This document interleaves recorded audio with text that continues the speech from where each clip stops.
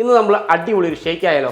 അതായത് നമ്മൾ ആപ്പിളും അനാറും വെച്ച് എളുപ്പത്തിൽ വീടുകളിൽ ചുരുങ്ങിയ ചേരുവകൾ വെച്ച് ആദ്യമായിട്ട് നമ്മളൊരു 3 അനാർ എടുത്തിട്ടുണ്ട്.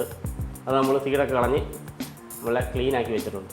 അപ്പോൾ ആദ്യമായിട്ട് നമ്മളിതിലേക്ക് അനാർ ഇട്ട് കൊടുക്കുകയാണ്.